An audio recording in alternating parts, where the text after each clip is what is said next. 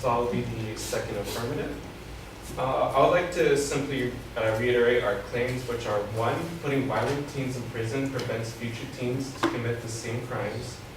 Two, teens who commit violent crimes tend to repeat their actions, that we need to stop them at an earlier age. Three, punishing juveniles as adults prevents them from harming others around them in the future. For the first claim, putting violent teens in prison prevents future teens to commit the same crimes, my response to the negative side is that there is actually a connection between trying kids with adult punishments deters from future crimes, stated by reviews from the Time magazine.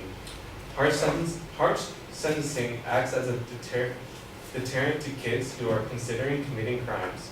Trying children as adults has coincided with lower rates of juvenile crimes. Light sentences don't teach kids the lesson they need to learn.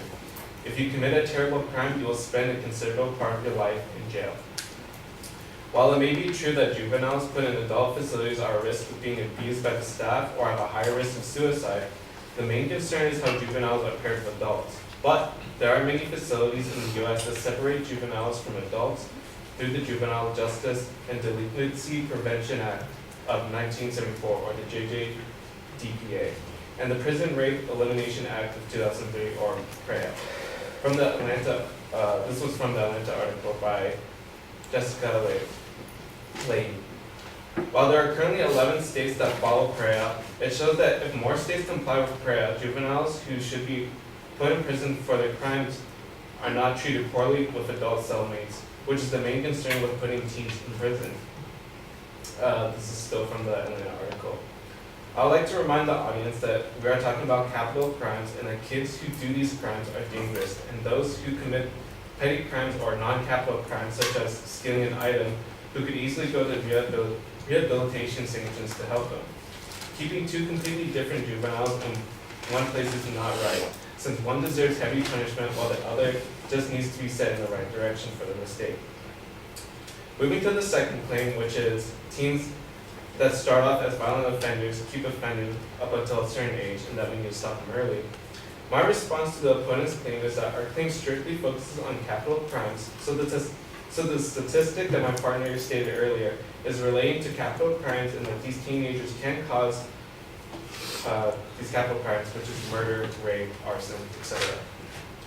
To talk more about what my partner said, these teens who commit these crimes do not know when to stop their actions.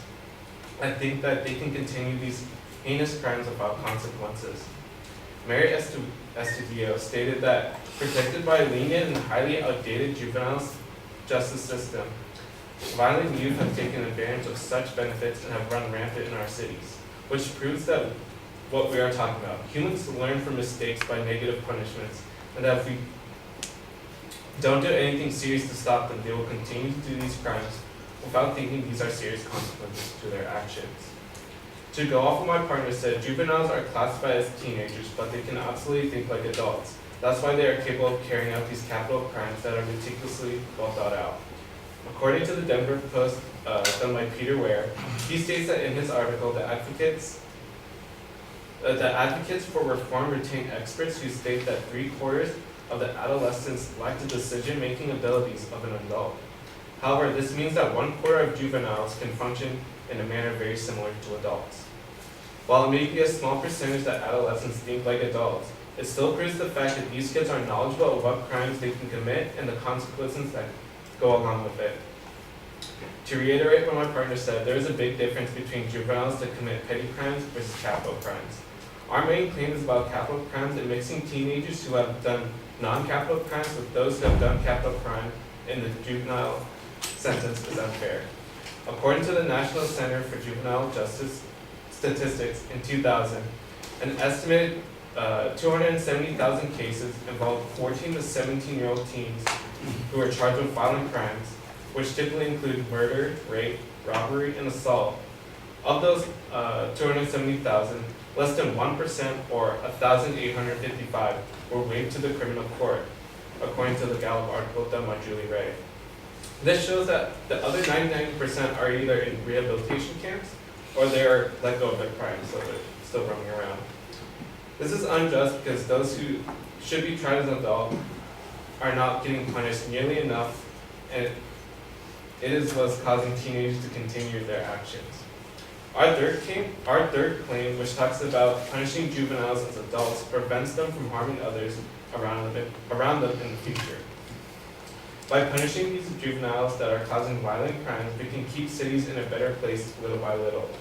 And by punishing juveniles and adults for the same crime, there will overall be fewer criminals running around the streets.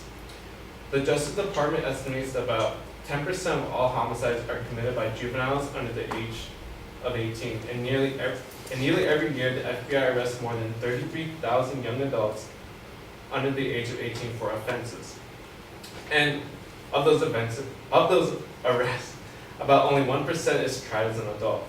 This does not help the communities from being a safer place. It only makes it more vulnerable, and that these criminals that are going, it only makes it more vulnerable that these are criminals and that are going unpunished for their actions. Again, by revisiting our significance claim, by setting an example that if you do the crime, you do the time, we will teach teenagers to stray away from the path of violence. I would also like to add a powerful message by Peterson from the New York Times, stating that any teenager who tortures and kills a human being or commits rape should not be treated as a child. It should not be allowed to get away with it. By letting them get away with it, we continue to encourage the rot that is slowly but surely eroding the world. Giving penalties on these horrible crimes committed by a child or adult should be the staple set for our justice system. In response to the opponent's claim, she claims that those who are charged for their crime in most cases do not return to their hometown, which is false, because in most cases these offenders do not have anywhere else to go but home. The court cannot deny a person from returning back to where they grew up unless they have a very serious circumstance. Unless a very serious circumstance is made, such as a restraining order. These teens are mentally the same as those adults who commit the same crime. Keeping the streets safe from criminals and teaching teenagers that crime is not tolerated is a step in the right direction to making this world a safer place little by little.